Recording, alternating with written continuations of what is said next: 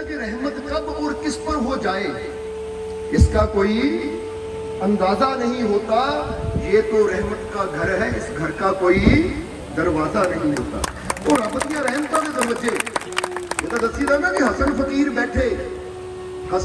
बैठे रब नूं कह रहे हैं रब्बा ऐ खुदा कदों अपनी रहमत दा दरवाजा मेरे वास्ते खोलेगा, कदों मेरे ते कृपा करेगा, कदों मेरी सुनेगा, कदों मेरे ते रहमत करेगा, कदों तेरी रहमत दा दरवाजा मेरे वास्ते खुलेगा। जदों हसन फकीर कह रहे सी रब नूं तां पिछे ना रबिया बसरी वो भी एक औरत फकीर सी। रबिया बसरी ने आके हसन फकीर के मोढे ते हाथ रखिया। वो कहती हसन ये की कह रहे हैं तू, ये की बोल रहा है, खबरदार ये बोलना बंद कर। हसन कहता रबिया की गल हो गई, मैं तो अपने रब नूं कह रहा हां, अपने रब नूं कह रहे कि रब्बा कदों मेरे ते रहमत होएगी, कदों अपनी रहमत का दरवाजा खोलेगा, कदों तू मेरी सुनेगा। मैं तो अपने रब नूं कह रहा हां ते तू मैनूं क्यों रोक रही है। और रबिया कहती हसन जदों कुछ गलत करेगा तो मैं रोकना ही है। वो कहता मैं की गलत कर रहा है। तो रबिया ने कहा आ जो तू कह रहा ना रब्बा कदों अपनी रहमत का दरवाजा खोलेगा, कदों मेरी सुनेगा। वो मैंने एक गल का जवाब दे, रहमत रब की रहमत का दरवाजा बंद कदों हुंदा है? वो तो 24 घंटे खुला रहता है। जान की लोड़ तो इंसान नूं उत्थे तक हुंदी है। समझदे हो कि नहीं? ये गल हमेशा याद रखना कि कई बार बंदा भी कहता है कि रब्बा कदों मैं ते अपनी रहमत का दरवाजा खोले, कदों रहमत करेगा। तो रब कोई ऐसा नहीं है कि किसी टाइम रहमत का दरवाजा खोल दे, किसी टाइम बंद कर दे। जिद्दां कह लो सूरज कोई इदां दा नहीं है कि किसी टाइम रोशनी देवे तो किसी टाइम अपनी रोशनी नूं बंद कर दे। वो तो 24 घंटे रोशनी दे रहा। हाँ ये जरूर है कि जदों इंडिया च रात हुंदी तो कैनेडा अमेरिका उस वेले वो अपना प्रकाश दे रहा है, तो जदों इत्थे दिन हुंदा है तो उत्थे रात हुंदी है। पर यह नहीं कि सूरज अपनी रोशनी देना बंद कर गया, वो तो 24 घंटे रोशनी दे रहा है, वो तो 24 घंटे अपना प्रकाश फैला रहा है। हुण कुदरत की हर शय परमात्मा ने जो बनाया है ना, वो हर शय यही संकेत करती है कि उहदियां दातां दी कोई कमी नहीं है, पर दात लैण दी कला भी आनी चाहिए है। समझते हो कि नहीं? इसलिए रबिया ने जिहड़ी गल कही ना, अगर तुसी भी प्रभु की कृपा नूं पाना चाहते हो तो यह गल नूं समझना है कि रब की रहमत का दरवाजा कभी बंद नहीं हुंदा, उहदी रहमत का दरवाजा सदा खुला है। पर सानू कर्म वो करने पैंदे है, कर्म वो करने पैंदे है जिहड़े कर्म करके असीं रब दे रहमत दे दरवाजे तक पहुंच सकीए, क्योंकि पहुंचना तो सानू ही पैंदा है ना। समझदे हो कि नहीं? हुण एक घर दे विच फर्ज करो एक दानी सज्जण का घर है जिथे लंगर चल रहा है, लंगर लाया होया है, तो हुण जिहड़ा उहदे घर तक आ जाएगा वो लंगर खा के अपनी भुख मिटा देगा। तो जे कोई इंसान बैठा कही जाए कि मैनू तो वो दानी सज्जण दिंदा ही कुछ नहीं, या मैनू तो मिलता ही कुछ नहीं है, मैं तो भुखा 2 दिनों तो बैठा होया है, तो कोई कहने वाला होवे भाई इत्थे बैठा रोई जाएगा तो गल नहीं बननी, आ कदम बढ़ा उत्थे तक पहुंच जिथे वो लंगर चल रहा है। भाई जिथे लखां दुनिया छकदी है, हज़ारां छकदी है, तुम ही छक ला जाके। समझदे हो कि नहीं?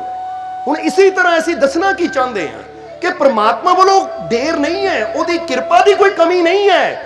हुण कृपा असीं हासिल करना चाहते हैं, ये तो उसी तरह हुंदा है कि बारिश पैंदी है, बारिश पैंदी है, तो जे घड़ा ही उल्टा है तो फिर बारिश का दोष नहीं है, घड़े नूं सीधा करने की जरूरत है। सीधा हो गया तो आपे भर गया।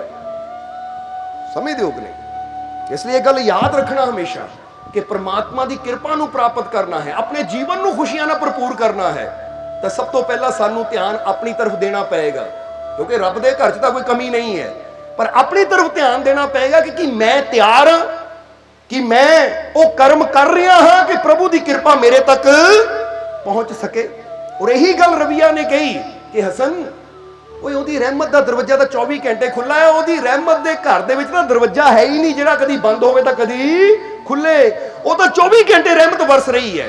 ਔਰ ਦੂਜੀ ਗੱਲ ਤੂੰ ਜਿਹੜੀ ਕਹੀ ਕਿ ਰੱਬਾ ਮੇਰੀ ਕਦੋਂ ਸੁਣੇਗਾ, ਉਹ ਰੱਬ ਤਾਂ ਸਭ ਦੀ ਸੁਣਦਾ, ਪਰ ਇਹ ਦੱਸ ਤੂੰ ਰੱਬ ਦੀ ਸੁਣ ਰਿਹਾ? ਕਿਉਂਕਿ ਸਭ ਤੋਂ ਬੜੀ ਗੱਲ ਹੈ ਸਾਨੂੰ ਰੱਬ ਦੀ ਸੁਣਨੀ ਪੈਂਦੀ ਹੈ ਕਿ ਰੱਬ ਕੀ ਚਾਹੁੰਦਾ ਹੈ। ਸਮਝਦੇ ਹੋ ਕਿ ਨਹੀਂ? ਹੁਣ ਅੱਜ ਇਹ ਤਾਂ ਬੰਦਾ ਦੱਸਦਾ ਰਹਿੰਦਾ ਹੈ कि परमात्मा मैनू आ चाहिए है, मैनू वो चाहिए है, मैनू ये दे, मैनू वो दे।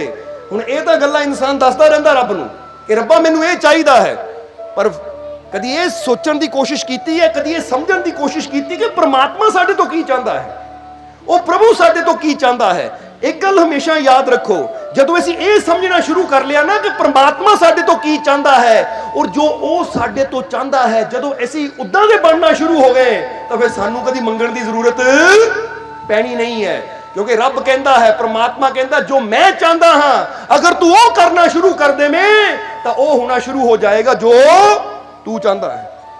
ये गल याद रखना हमेशा। हुण अगर तुहानू असीं पुछीए कि तुहाडी चाहत की है तो रब की चाहत की है, कभी समझने की कोशिश की तुसीं? जे तुहानू थोड़ा जिहा पुछीए कि रब की चाहता है तो तुहाडे अंदरों की आवाज़ आती कि परमात्मा की चाहता है? की आवाज़ आती है अंदरों? अज बंदा यह दसदा कि परमात्मा मैनू आ चाहिए है, और अपनी चाहत में कई बार बंदा दूजियां दा बुरा भी मंग लैंदा है कि मैं चाहता दूजा कंगाल हो जाए, मैं चाहता है दूजा बर्बाद हो जाए। हुण इदां दियां चाहतां भी देखियां कि कई इंसानां दियां हुंदियां कि नहीं? कई बार इंसान नूं गुस्सा आ जाता है तो बंदा कहता इहदा रवे कख ना, इहदा बेड़ा बह जावे। यानी इदां दे कई शब्द है जिहड़े इंसान गुस्से विच बोल दिंदा है। इसलिए रब ये नहीं देखता तुसीं की चाहते हो, क्योंकि इंसान तो बहुत कुछ ऐसा भी चाहता है कि अगर वो चाहत पूरी हो जाए तो दूजे का नुकसान हो जाए, दूजे का बुरा होवे, तो फिर रब की इदां दी चाहत पूरी करेगा? इसलिए इत्थे असीं समझना कि साडा रब की चाहता है। जदों असीं परमात्मा की चाहत नूं समझना शुरू कर दिता ना तो फिर याद रखो तुहाडी हर चाहत, यानी कहण दा मतलब है कि तुहाडे जीवन च खुशियां दे रंग भरने शुरू हो जाने और ये संसार भी सुंदर बन जाएगा। हुण आज ये थोड़ा जिहा समझिए कि परमात्मा साडे तो की चाहता है, जरा इसनूं समझना। क्योंकि अज असीं चाहते हैं जे सत्संग च सानूं सारिआं नूं बैठण दा मौका मिलिया है तो कुछ ऐसा समझ के जाइए कि जिहदे नाल साडे जीवन च जिहड़ियां कमियां है ये कमियां दूर होण और साडा जीवन भी संपूर्ण होना शुरू हो जाए, साडा जीवन भी पूर्ण होना शुरू हो जाए। क्योंकि जिंदगी ये जीवन अगर परमात्मा ने सानू दिता है तो एक गल असीं कहांगे पूरे विश्वास नाल, पूरी दृढ़ता नाल कि ये तुहाडे जीवन दे अंदर बड़ियां शक्तियां छुपियां जिहड़ियां बाहर आणियां चाहदियां है, पर इंसान उन्हां वास्ते मेहनत करदा नहीं, वो अंदर ही दबियां रह जांदियां है। तुहाडे जीवन च बहुत शक्तियां हैं, तुहाडे अंदर बहुत शक्ति छुपी हुई है। ये उसी तरह जिस तरह एक बीज के अंदर ही वृक्ष छुपिया होया है और वो चाहता है बीज तो बाहर आना, पर आएगा किस तरह? जदों बीज नूं सही जमीन मिलेगी, सही खाद मिलेगी, सही जल मिलेगा, सही जगह मिलेगी, सही देखभाल मिलेगी, तो फिर ही वो बीज अंदर छुपी शक्ति बाहर आएगी। इसी तरह तुहाडे अंदर भी बड़ियां शक्तियां हैं। पहला ये गल मानते हो कि नहीं तुसीं? पहले पुछ तां लईए, समझ तां लईए, क्योंकि बहुत बार देखिया कि इंसान अपने आप नूं बड़ा लाचार, बड़ा कमजोर समझ लेंदा है कि मैं बड़ा कमजोर है, मैं बड़ा लाचार है। और दूजे पासे इंसान नूं पुछे हो कि तैनूं बनाया किहना है, तो फिर बंदा कहता मैनूं तां रब ने बनाया, मैनूं तां ईश्वर ने बनाया, भगवान ने बनाया है। तो फिर कोई पुछण वाला होवे कि जे भगवान ने तैनूं बनाया, ईश्वर ने बनाया, तो कि ईश्वर वो सर्वशक्तिशाली कोई कमजोर चीज बना सकता है? पुछो अपने आप नूं जरा। हुण कहंदे ने कि पिकासो तस्वीर बनावे, पिकासो जो कि स्पेन के अंदर बहुत बड़ा चित्रकार सी, जिहदी तस्वीर अज तक दुनिया ते नहीं है, पर उसकी तस्वीर की कीमत लाखां यूरो है, हज़ारां यूरो हुंदी है, जिहड़ी इंडिया के लाखां रुपया बन जाती है।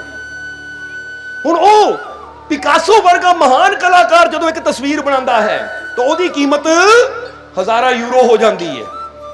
समझदे हो कि नहीं? या इटली के अंदर कहते कि बहुत मशहूर मूर्तिकार, वो जदों मूर्ति बनाता है तो उसकी मूर्ति भी कई यूरो की विकती है। तेरा हुण समझना कि एक इंसान जिदा दसिया कि पिकासो वर्गा मशहूर इंसान एक कागज से लाइना खिंच दिंदा है तो उसकी कीमत पै जाती है। तो फिर बंदा सोचे जे पिकासो के कागज से लाइना खिंचण, रंग भरन, उसकी कीमत कागज की सधारण जे कागज की कीमत पै जाती है, तो मैनू किहने बनाया है, मैनू किहने पैदा किया है? मैनू तो उस ईश्वर ने, भगवान ने, सर्वशक्तिशाली परमात्मा ने बनाया। तो जे उन्हें मेरे जीवन च रंग भरे यार, भरे कि नहीं रंग? आ तुहाडी स्किन का रंग किहने बनाया है? तुहानू नए नक्श किहने दिते है? किहने तुहाडी ये तस्वीर बनाई है जीवन की? हुण याद रखो, ये बॉडी का स्ट्रक्चर यानी इंसान की जिहड़ी शरीर है ना बाहरों, ये तो परमात्मा बनाता है।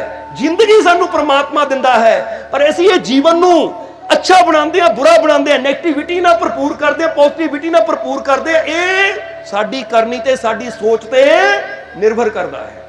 ਇਸ ਲਈ ਜਦੋਂ ਇੱਕ ਇਨਸਾਨ ਸੋਚ ਲੈਂਦਾ ਮੈਂ ਕਮਜ਼ੋਰ, ਮੈਂ ਕੁਝ ਨਹੀਂ ਕਰ ਸਕਦਾ, ਤਾਂ ਪਰਮਾਤਮਾ ਵੀ ਹੱਸਦਾ ਹੋਏਗਾ, ਭਾਈ ਮੈਂ ਤਾਂ ਤੈਨੂੰ ਬੜੀ ਸ਼ਕਤੀਆਂ ਦਿੱਤੀਆਂ ਹੋਈਆਂ ਹੈ, ਮੈਂ ਤਾਂ ਤੇਰੇ ਅੰਦਰ ਬੜੀਆਂ ਤਾਕਤਾਂ ਰੱਖੀਆਂ ਹੋਈਆਂ ਹੈ, ਪਰ ਤੂੰ ਆਪਣੇ ਆਪ ਨੂੰ ਕਮਜ਼ੋਰ ਸਮਝ ਕੇ ਬੈਠਾ ਹੈ।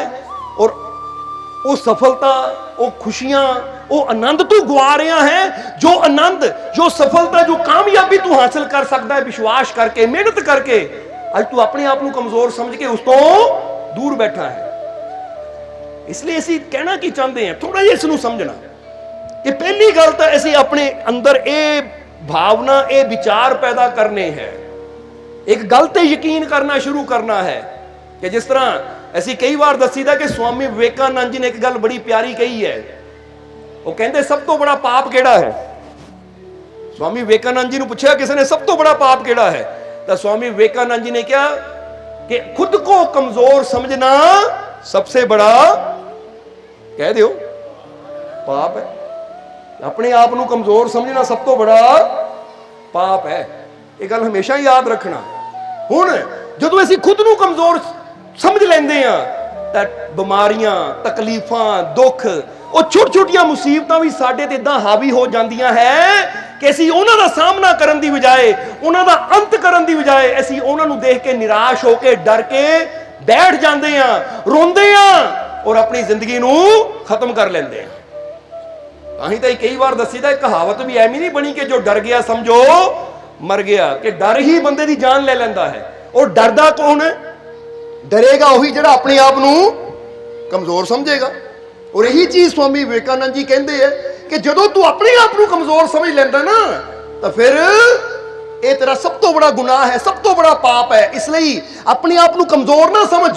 तेरे अंदर परमात्मा ने वो शक्ति रखी हुई है कि तू हर मुसीबत का सामना कर सकता है, तू हर मुश्किल का हल कर सकता है, तू हर बीमारी, हर तकलीफ, हर दुख चो निकल सकता है अगर तू अपने अंदर बैठी शक्ति ते विश्वास करना शुरू कर दे। इसलिए स्वामी विवेकानंद जी ने कहा कि खुद को कमजोर समझना सबसे बड़ा पाप है। और दूसरी तरफ एक बहुत मशहूर फकीर हुए है शम्स तबरेज। शम्स तबरेज अपने एक कलाम के अंदर कहते हैं कि सब तो बड़ा गुनाह केड़ा है। हुण देखो पाप और गुनाह इको ही हुंदा है, पर स्वामी विवेकानंद जी ने अपने ढंग नाल समझाया और तबरेज एडे बड़े सूफी संत हुए हैं, वो अपने ढंग नाल समझा रहे हैं। तबरेज कहते हैं, जरा हुण गौर करना कि सब तो बड़ा गुनाह केड़ा है। वो कहते हैं कि खुदा की रहमतों से निराश हो जाना सबसे बड़ा गुनाह है। ये बड़ी प्यारी गल है समझने वाली। कई बार इंसान देखे ना कहता है मेरा कोई नहीं है, मेरा कोई नहीं है, मेरा कोई साथ देने वाला है नहीं, मेरी कोई सुनने वाला है नहीं। ਇਹਦਾ मतलब ये इंसान इन्ना निराश हो चुका है, मानता मेरी कोई सुनने वाला है नहीं, मेरा कोई साथ देने वाला है नहीं, तो ये बहुत बड़ा गुनाह कर रहा है, क्योंकि भुल जाता है कि कोई सुने ना सुने, पर एक ताकत ऐसी है जो सुनती भी है, और अगर मैं उस पर विश्वास कर लवा तो हर जगह मेरा साथ भी देगी। जरा समझना सारे ताही तो गुरबाणी भी कहती ना, तू काहे डोले प्राणिया तुद राखेगा सिरजनहार। ਅੱਜ ਇਨਸਾਨ ਇਹ ਤਾਂ ਕਹਿੰਦਾ ਜੀ ਉਹ ਮੇਰਾ ਗੁਆਂਢੀ ਮੇਰੇ ਨਾਲ ਖੜ ਜਾਵੇ ਹੌਸਲਾ ਮਿਲ ਗਿਆ, ਉਹ ਫਲਾਨਾ ਮੇਰਾ ਸਾਥ ਦੇ ਦੇਵੇ ਹੌਸਲਾ ਮਿਲ ਗਿਆ, ਤਾਂ ਕੀ ਅਸੀਂ ਆਪਣੇ ਉਹ ਮਾਲਿਕ, ਆਪਣੇ ਪ੍ਰਮਾਤਮਾ ਪ੍ਰਭੂ ਤੇ ਵਿਸ਼ਵਾਸ ਨਹੀਂ ਕਰ ਸਕਦੇ? ਕਿਉਂਕਿ ਇਹ ਤਾਂ ਅੱਜ ਹੈ, ਕੱਲ ਨੂੰ ਜਿਹੜਾ ਅੱਜ ਮਿੱਤਰ ਹੈ ਕੱਲ ਨੂੰ ਸ਼ਤਰੂ ਹੋ ਸਕਦਾ ਹੈ, ਜਿਹੜਾ ਅੱਜ ਆਪਣਾ ਕੱਲ ਨੂੰ ਪਰਾਇਆ ਹੋ ਸਕਦਾ ਹੈ। ਪਰ ਜਦੋਂ ਅਸੀਂ ਆਪਣੇ ਉਸ ਮਾਲਿਕ ਦੇ ਨਾਲ ਆਪਣੀ ਤਾਰ ਜੋੜ ਲੈਂਦੇ ਹਾਂ, अपने परमात्मा नाल अपनी तार जोड़ लेंदे, उस ते विश्वास करना शुरू कर दिंदे आ। जदों उस ते विश्वास करदे आ तो उन्हें किहड़े जरिए साडे दे अपनी रहमत कर देनी, क्योंकि रहमत परमात्मा दी हुंदी है, जरिया किसी ना किसी नूं ओह बना दिंदा है। जिद्दां असीं एक कहानी दसी दी है, एक वाकया दसीदा है कि एक दिन एक फकीर बैठा रब नूं कह रहा, हे रब्बा, हे परमात्मा, मैनूं 10 रुपए की लोड़ है, मैनूं 10 रुपए की लोड़ है, हे परमात्मा 10 रुपए दे दे, हे मेरे रब 10 रुपए भेज दे। तो उत्थों दी एक शराबी लंघ रहा सी। शराबी ने जदों देखिया कि बंदा ये फकीर रब कोलों 10 रुपए मंग रहा है, तो शराबी की मानता सी कि रब है नहीं कोई, भगवान है नहीं कोई, है नहीं कोई ईश्वर, है नहीं कोई खुदा, है नहीं कोई वाहिगुरू, क्योंकि वो तो अपने नशे धुत सी। ਉਹਨੇ ਜਦੋਂ ਦੇਖਿਆ ਫਕੀਰ ਹੱਥ ਹੋਏ ਪ੍ਰਮਾਤਮਾ ਮੇਰੀ ਆ ਜ਼ਰੂਰਤ ਹੈ ਪੂਰੀ ਕਰ ਦੇ, ਮੇਰੀ ਆ ਜ਼ਰੂਰਤ ਹੈ ਪੂਰੀ ਕਰ ਦੇ। ਤਾਂ ਸ਼ਰਾਬੀ ਉਹਦੇ ਕੋਲ ਗਿਆ ਔਰ ਕਹਿਣ ਲੱਗਾ ਫਕੀਰ ਨੂੰ, ਐ ਫਕੀਰ ਆ ਕੀ ਤੂੰ ਰੱਬ ਰੱਬ ਕਰ ਰਿਹਾ, ਹੈ ਨਹੀਂ ਕੋਈ ਰੱਬ, ਹੈ ਨਹੀਂ ਕੋਈ ਰੱਬ, ਦੱਸ ਤੈਨੂੰ ਕਿੰਨੇ ਪੈਸੇ ਚਾਹੀਦੇ। ਉਹ ਕਹਿੰਦੇ 10 ਰੁਪਏ। ਸ਼ਰਾਬੀ ਨੇ ਜੇਬ ਚੋਂ 10 ਰੁਪਏ ਕੱਢੇ, ਉਹਨੂੰ ਦੇ ਦਿੱਤੇ। ਕਹਿੰਦਾ ਲੈ ਆ 10 ਰੁਪਏ ਮੈਂ ਤੈਨੂੰ ਦਿੰਦਾ ਆ, ਔਰ ਯਾਦ ਰੱਖ ਪ੍ਰਮਾਤਮਾ ਭਗਵਾਨ ਹੈ ਨਹੀਂ ਕੋਈ ਵੀ, ਐਵੇਂ ਨਾ ਰੱਬ ਰੱਬ ਕਰ, ਆ ਲੈ 10 ਰੁਪਏ। ਫਕੀਰ ਨੇ 10 ਰੁਪਏ ਲਏ, ਸ਼ਰਾਬੀ ਕੋਲ ਹੀ ਖੜਾ ਹੈ, ਕਹਿੰਦਾ ਮੁੜ ਕੇ ਨਾ ਕਹੀਂ ਭਗਵਾਨ ਮੈਨੂੰ ਦੇ, ਭਗਵਾਨ ਹੋਏਗਾ ਤਾਂ ਹੀ ਦੇਗਾ, ਹੈ ਨਹੀਂ ਕੋਈ ਭਗਵਾਨ, ਹੈ ਨਹੀਂ ਕੋਈ ਰੱਬ, ਇਸ ਲਈ ਆ ਲੈ 10 ਰੁਪਏ। ਫਕੀਰ ਨੇ 10 ਰੁਪਏ ਲਏ ਔਰ ਹੱਥ ਜੋੜੇ ਕਿ ਵਾਹ ਰੱਬਾ, ਵਾਹ ਭਗਵਾਨ, ਸ਼ੁਕਰੀਆ, ਜਦੋਂ ਦੇਣ ਤੇ ਆਂਦਾ ਹੈ ਤਾਂ ਉਹਨਾਂ ਕੋਲੋਂ ਵੀ ਦੁਆ ਦਿੰਦਾ ਜਿਹੜੇ ਤੈਨੂੰ ਮੰਨਦੇ ਹੀ ਨਹੀਂ। ਕਹਿੰਦਾ ਦੇਣ ਤੇ ਆਇਆ ਤਾਂ ਉਹਦੇ ਕੋਲੋਂ ਦੁਆ ਦਿੱਤੇ ਜਿਹੜਾ ਤੈਨੂੰ ਮੰਨਦਾ ਹੀ ਨਹੀਂ ਹੈ, ਕਿਉਂਕਿ ਮੰਗਿਆ ਤੇਰੇ ਤੋਂ ਦਿੱਤੇ ਨਾ, ਇਹਦਾ ਮਤਲਬ ਦੁਆਣ ਵਾਲਾ ਤੂੰ ਹੈ, ਤੂੰ ਇਹਦੇ ਮਨ 'ਚ ਭਾਵਨਾ ਪੈਦਾ ਕੀਤੀ ਤਾਂ ਹੀ ਇਹ ਮੈਨੂੰ ਦੇ ਰਿਹਾ, ਇਹ ਏਦਾਂ ਕੌਣ ਦਿੰਦਾ ਹੈ। ਸਮਝ ਰਹੇ ਹੋ ਕਿ ਨਹੀਂ ਇਹ ਗੱਲ ਨੂੰ, ਕਿਉਂਕਿ ਦੇਣਾ ਪਰਮਾਤਮਾ ਦਾ ਕੰਮ ਹੈ। ਜਦੋਂ ਇਨਸਾਨ ਉਸ ਪ੍ਰਭੂ ਤੇ ਵਿਸ਼ਵਾਸ ਕਰਦਾ ਹੈ, ਉਸ ਰੱਬ ਤੇ ਯਕੀਨ ਕਰਦਾ ਹੈ, ਹਾਂ ਇਹ ਜ਼ਰੂਰ ਹੈ ਕਿ ਮਿਹਨਤ ਇਨਸਾਨ ਨੂੰ ਕਰਨੀ ਪੈਂਦੀ ਹੈ, ਤਾਂ ਹੀ ਤਾਂ ਕਹਿੰਦੇ ਮਿਹਨਤ ਮੇਰੀ ਤੇ ਰਹਿਮਤ ਤੇਰੀ। ਤਾਂ ਉਸ ਵੇਲੇ ਜਦੋਂ ਸ਼ਰਾਬੀ ਨੇ ਕਿਹਾ ਇਹ ਕੀ ਕਹਿ ਰਿਹਾ ਹਾਂ, ਉਹ ਸ਼ਰਾਬੀ ਨੂੰ ਫਕੀਰਾਂ ਨੇ ਕਿਹਾ ਮੰਗਿਆ ਤਾਂ ਮੈਂ ਉਹਦੇ ਕੋਲ ਹੀ ਸੀ ਨਾ, ਜਰੀਆ ਉਹਨਾਂ ਤੈਨੂੰ ਬਣਾ ਦਿੱਤਾ, ਦਿੱਤਾ ਤੇਰੇ ਜਰੀਏ ਹੈ, ਕਿਉਂਕਿ ਦਿੰਦਾ ਉਹੀ ਹੈ ਪਰ ਕਿਸੇ ਨਾ ਕਿਸੇ ਨੂੰ ਜਰੀਆ ਉਹ ਬਣਾ ਦਿੰਦਾ ਹੈ।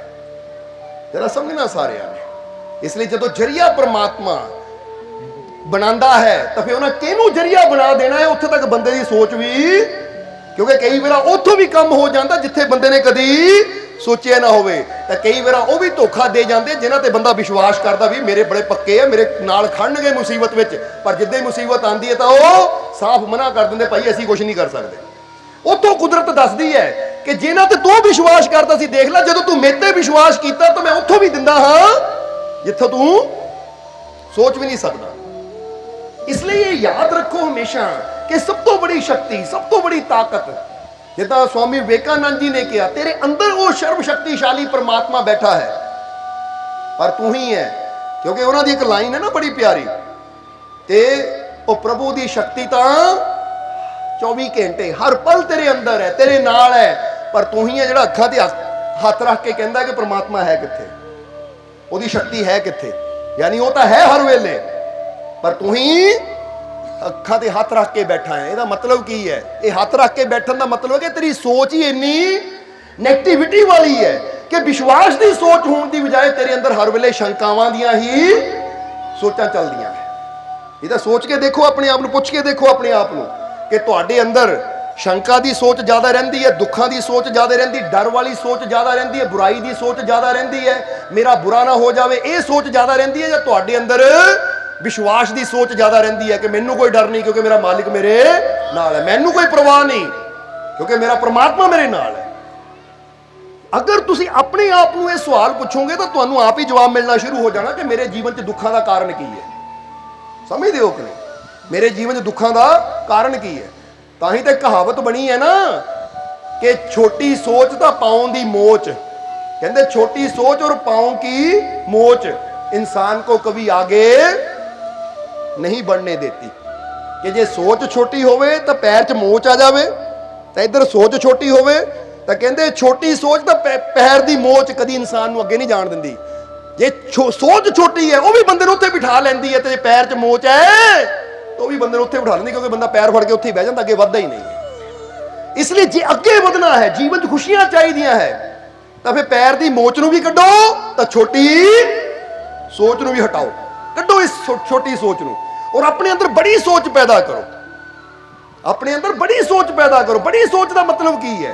और बड़ी सोच कदों पैदा होंदी जदों बड़े दे नाल जुड़दे आ। बड़े दे नाल जुड़न दा मतलब है जिद्दां कहंदे ना मैं नीवा मेरा मुर्शद उच्चा उच्चियां दे संग लाई।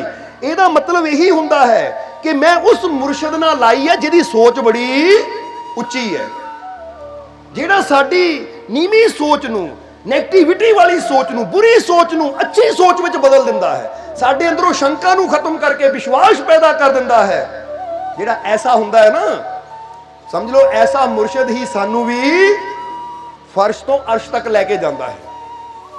ਸਮਝਦੇ ਹੋ ਕਿ ਨਹੀਂ? ਇਸ ਲਈ ਚੈੱਕ ਕਰਨਾ ਹੀ ਕਈ ਵਾਰ ਦੱਸਿਆ ਹੈ ਕਿ ਬਹੁਤ ਇਦਾਂ ਦੇ ਵੀ ਹੈ ਜਿਹੜੇ ਸਾਨੂੰ ਡਰਾਈ ਜਾਣਗੇ, ਜਿਹੜੇ ਸਾਨੂੰ ਸ਼ੰਕਾ 'ਚ ਪਾਈ ਜਾਣਗੇ, ਜਿਹੜੇ ਸਾਨੂੰ ਕਹਿਣਗੇ ਭਾਈ ਤੇਰਾ ਮਹੂਰਤ ਠੀਕ ਨਹੀਂ ਹੈ, ਤੇਰਾ ਗ੍ਰਹਿ ਠੀਕ ਨਹੀਂ ਹੈ, ਤੇਰਾ ਆ ਦਿਨ ਠੀਕ ਨਹੀਂ ਹੈ, ਤੇਰੀ ਰਾਸ਼ੀ ਠੀਕ ਨਹੀਂ ਹੈ। ਉਹ ਇਦਾਂ ਡਰਾਣਗੇ ਕਿ ਬੰਦਾ ਵੀ ਡਰ ਜਾਏਗਾ। ਫਿਰ ਬੰਦਾ ਕਹੇਗਾ ਮਹਾਰਾਜ ਇਹ ਠੀਕ ਕਿੱਦਾਂ ਹੋਏਗੀ? ਸਮਝਦੇ ਹੋ ਕਿ ਨਹੀਂ? ਪਰ ਜਿਹੜੇ ਵਾਕਈ ਕਾਮਿਲ ਸੰਤ ਗੁਰੂ ਰਹਿਬਰ ਹੁੰਦੇ ਐ, ਉਹ ਕਹਿੰਦੇ ਇੱਕ ਤਾਕਤ ਤੇ ਵਿਸ਼ਵਾਸ ਕਰ ਜਿਸ ਨੇ ਹਰ ਸ਼ੈ ਪੈਦਾ ਕੀਤੀ, ਫਿਰ ਤੈਨੂੰ ਕਿਸੇ ਚੀਜ਼ ਤੋਂ ਡਰਨ ਦੀ ਜ਼ਰੂਰਤ ਹੀ ਨਹੀਂ ਹੈ, ਕਿਸੇ ਚੀਜ਼ ਦੀ ਫਿਕਰ ਕਰਨ ਦੀ ਜ਼ਰੂਰਤ ਨਹੀਂ ਹੈ। ਜਰਾ ਸਮਝਣਾ ਇਸ ਚੀਜ਼ ਨੂੰ। ਅਗਰ ਤੂੰ ਆਪਣੇ ਰੱਬ ਤੇ ਵਿਸ਼ਵਾਸ ਕਰਦਾ ਹੈ ਨਾ, ਤਾਂ ਫਿਰ ਯਾਦ ਰੱਖੋ ਜੇ ਆਪਣੇ ਰੱਬ ਤੇ ਵਿਸ਼ਵਾਸ ਪੂਰਾ ਹੋਵੇ ਤਾਂ ਗ੍ਰਹਿਾਂ ਦੀ ਚਾਲ ਵੀ ਤੁਹਾਡੇ ਹਿਸਾਬ ਨਾਲ ਆਪੇ ਹੀ ਸਹੀ ਹੋ ਜਾਂਦੀ ਹੈ। ਕਿਉਂਕਿ ਕਈ ਵਾਰ ਅਸੀਂ ਦੱਸਦੇ ਕਿ ਬੰਦਾ ਪੱਥਰਾਂ ਤੇ ਤਾਂ ਵਿਸ਼ਵਾਸ ਕਰ ਲੈਂਦਾ ਹੈ, ਪਰ ਆਪਣੇ ਅੰਦਰ ਬੈਠੇ ਰੱਬ ਤੇ, ਉਹਦੀ ਸ਼ਕਤੀ ਤੇ ਬੰਦਾ ਵਿਸ਼ਵਾਸ ਨਹੀਂ ਕਰਦਾ। ਬੋਲੋ ਸਮਝਦੇ ਹੋ ਕਿ ਨਹੀਂ? ਕਈ ਵਾਰ ਦੇਖਦੇ ਨਾ ਕਿ ਛੋਟੇ ਛੋਟੇ ਨਗ ਲੈ ਕੇ ਬੰਦਾ ਲੌਕਟਾਂ 'ਚ ਪਾ ਕੇ, ਅੰਗੂਠੀਆਂ 'ਚ ਪਾ ਕੇ ਪਾਉਂਦਾ ਕਿ ਸ਼ਾਇਦ ਮੇਰੀ ਕਿਸਮਤ ਬਦਲ ਜਾਵੇ। ਉਹ ਨਗਾਂ ਨੇ ਕਿਸਮਤ ਨਹੀਂ ਬਦਲਣੀ, ਕਿਸਮਤ ਬਦਲਣੀ ਹੈ ਰੱਬ ਤੇ ਵਿਸ਼ਵਾਸ ਨਾਲ। ਅਗਰ ਤੂੰ ਅੱਜ ਅੱਛੀ ਕਰਨੀ ਕਰੇਗਾ ਤਾਂ ਅੱਛੀ ਕਰਨੀ ਕਰੇਗਾ, ਆਪਣੇ ਰੱਬ ਤੇ ਵਿਸ਼ਵਾਸ ਰੱਖੇਗਾ ਤਾਂ ਯਾਦ ਰੱਖ ਅੱਛਾ ਕਰਨ ਵਾਲੇ ਨੂੰ ਫਲ ਵੀ ਹਮੇਸ਼ਾ ਅੱਛਾ ਮਿਲ ਕੇ ਰਹਿੰਦਾ ਹੈ। ਇਹ ਗੱਲ ਯਾਦ ਰੱਖਣਾ ਹਮੇਸ਼ਾ, ਕਿਉਂਕਿ ਬਹੁਤ ਵਾਰ ਦੇਖਿਆ ਜਿੱਦਾਂ ਹਜ਼ਰਤ ਮੂਸਾ ਨੇ ਖੁਦਾ ਨੂੰ ਪੁੱਛਿਆ ਸੀ ਕਿ ਐ ਖੁਦਾ ਤੂੰ ਕਿਹੜੀ ਗੱਲ ਨਾਲ ਰਾਜ਼ੀ ਹੁੰਦਾ ਹੈ, ਤੂੰ ਕਿਹੜੀ ਗੱਲ ਨਾਲ ਰਾਜ਼ੀ ਹੁੰਦਾ ਹੈ? ਤਾਂ ਪਰਮਾਤਮਾ ਨੇ ਕੋਈ ਲੰਬੀਆਂ ਚੌੜੀਆਂ ਗੱਲਾਂ ਨਹੀਂ ਕਹੀਆਂ। ਪਰਮਾਤਮਾ ਨੇ ਬੜੀ ਛੋਟੀ ਜਿਹੀ ਗੱਲ ਵਿੱਚ ਮੂਸਾ ਨੂੰ ਜਵਾਬ ਦਿੱਤਾ। ਕੋਈ ਲੰਬੇ ਚੌੜੇ ਨਹੀਂ ਦੱਸਿਆ ਕਿ ਤੂੰ ਇਦਾਂ ਕਰੇਗਾ ਰਾਜ਼ੀ ਹੋਣਾ, ਤੂੰ ਉਦਾਂ ਕਰੇਗਾ ਰਾਜ਼ੀ ਹੋਣਾ, ਤੈਨੂੰ ਆਹ ਕਰਨਾ ਪਏਗਾ, ਆਹ ਪੂਜਾ ਕਰਨੀ ਪਏਗੀ, ਪਾਠ ਕਰਨਾ ਪਏਗਾ, ਤੈਨੂੰ ਇੱਥੇ ਯਾਤਰਾ ਕਰਨੀ ਪਏਗੀ। ਨਹੀਂ, ਪਰਮਾਤਮਾ ਨੇ ਦੋ ਹੀ ਗੱਲਾਂ ਕਹੀਆਂ। ਕਹਿੰਦੇ ਮੇਰੀ ਰਜ਼ਾ ਵਾਸਤੇ ਜਿਹੜਾ ਵੀ ਇਨਸਾਨ ਮੈਨੂੰ ਰਾਜ਼ੀ ਕਰਨਾ ਚਾਹੁੰਦਾ ਹੈ, ਉਹ ਦੋ ਹੀ ਕੰਮ ਕਰਕੇ ਮੈਨੂੰ ਰਾਜ਼ੀ ਕਰ ਸਕਦਾ ਹੈ। ਇੱਕ ਮੇਰੀ ਰਜ਼ਾ 'ਚ ਰਾਜ਼ੀ ਰਵੇ, ਤਾਂ ਦੂਜਾ ਕਿਸੇ ਨਾਲ ਨਫ਼ਰਤ ਨਾ ਕਰੇ, ਸਭ ਨਾਲ ਪ੍ਰੇਮ ਕਰੇ। ਇਸ ਲਈ ਗੁਰਬਾਣੀ ਵੀ ਕਹਿੰਦੀ ਜਿਨ ਪ੍ਰੇਮ ਕੀਓ ਤਿਨ ਹੀ ਪ੍ਰਭ ਪਾਇਓ। ਉਹ ਗੱਲ ਹੀ ਇਹ ਹੈ। ਅੱਜ ਬੰਦਾ ਸਿਮਰਨ ਵੀ ਕਰੀ ਜਾਂਦਾ ਹੈ, ਪੂਜਾ ਵੀ ਕਰੀ ਜਾਂਦਾ ਹੈ, ਵਰਤ ਵੀ ਰੱਖੀ ਜਾਂਦਾ ਹੈ, ਸਭ ਕੁਝ ਕਰੀ ਜਾਂਦਾ ਹੈ, ਪਰ ਇਨਸਾਨ ਦੇ ਅੰਦਰ ਨਫ਼ਰਤ ਵੀ ਉੱਦਾਂ ਹੀ ਬੈਠੀ ਹੈ। ਤਾਂ ਰੱਬ ਦੀ ਰਜ਼ਾ 'ਚ ਬੰਦਾ ਰਾਜ਼ੀ ਕਦੀ ਹੁੰਦਾ ਹੀ ਨਹੀਂ ਹੈ। ਜਰਾ ਸੋਚ ਕੇ ਦੇਖੋ। ਇਸ ਲਈ ਇਹਨੂੰ ਕਹਿੰਦੇ ਆ, ਰਵੀਆ ਨੇ ਕਿਹਾ ਰੱਬ ਦੀ ਸੁਣ। ਰੱਬ ਕੀ ਚਾਹੁੰਦਾ ਹੈ? ਰੱਬ ਇਹੀ ਤਾਂ ਚਾਹੁੰਦਾ ਹੈ ਕਿ ਤੂੰ ਸਭ ਨਾਲ ਪਿਆਰ ਕਰੇ, ਕਿਸੇ ਨਾਲ ਨਫ਼ਰਤ ਨਾ ਕਰੇ, ਤੇਰੇ ਮਨ 'ਚ ਕਿਸੇ ਵਾਸਤੇ ਕੋਈ ਬੈਰ ਭਾਵਨਾ ਨਾ ਹੋਵੇ, ਬੁਰੀ ਭਾਵਨਾ ਨਾ ਹੋਵੇ, ਕਿਸੇ ਵਾਸਤੇ ਤੂੰ ਬੁਰਾ ਨਾ ਸੋਚੇ। ਕਿਉਂਕਿ ਯਾਦ ਰੱਖੋ ਹਮੇਸ਼ਾ ਇਹ ਗੱਲ ਕਿ ਅਗਰ ਇਹ ਕੁਦਰਤ ਨੂੰ ਆਪਣੇ ਨਾਲ ਕਰਨਾ ਨਾ, ਉਹਦੀਆਂ ਰਹਿਮਤਾਂ ਨੂੰ ਆਪਣੇ ਨਾਲ ਕਰਨਾ ਹੈ, ਤਾਂ ਅਸੀਂ ਆਪਣੇ ਦਿਲ 'ਚ ਬੁਰਾਈ ਲੈ ਕੇ, ਆਪਣੇ ਦਿਲ 'ਚ ਨਫ਼ਰਤ ਲੈ ਕੇ, ਆਪਣੇ ਦਿਲ 'ਚ ਵੈਰ ਲੈ ਕੇ ਅਸੀਂ ਕਦੀ ਉਹ ਪਰਮਾਤਮਾ ਦੀਆਂ ਰਹਿਮਤਾਂ ਨੂੰ ਜਾਂ ਪਰਮਾਤਮਾ ਨੂੰ ਹਾਸਲ ਕਰ ਹੀ ਨਹੀਂ ਸਕਦੇ। ਅਸੀਂ ਜੇ ਉਹਦੀ ਰਹਿਮਤ ਨੂੰ ਲੈਣਾ ਹੈ, ਉਹਨੂੰ ਹਾਸਲ ਕਰਨਾ ਹੈ ਔਰ ਆਪਣੇ ਜੀਵਨ ਨੂੰ ਆਨੰਦ ਨਾਲ ਭਰਪੂਰ ਕਰਨਾ ਹੈ, ਤਾਂ ਉਦੋਂ ਹੀ ਸਾਡਾ ਜੀਵਨ ਆਨੰਦ ਨਾਲ ਭਰਪੂਰ ਹੋਏਗਾ ਜਦੋਂ ਸਾਡੇ ਅੰਦਰ ਨਫ਼ਰਤ ਖਤਮ ਹੋਏਗੀ, ਸਾਡੇ ਅੰਦਰ ਬੁਰੀ ਸੋਚ ਖਤਮ ਹੋਏਗੀ, ਸਾਡੇ ਅੰਦਰੋਂ ਸ਼ੰਕਾਵਾਂ ਖਤਮ ਹੋਣਗੀਆਂ। ਜਰਾ ਸਮਝਣਾ ਸਾਰਿਆਂ ਨੇ। ਕਹਿੰਦੇ ਨੇ ਕਿ ਸ਼ੰਕਾਲੂ ਹੁੰਦਾ ਹੈ ਤਾਂ ਇੱਕ ਵਿਸ਼ਵਾਸ ਨਾਲ ਭਰਪੂਰ ਹੁੰਦਾ है। वीडियो अच्छी लगी हो तो कृपया इसे शेयर जरूर करें।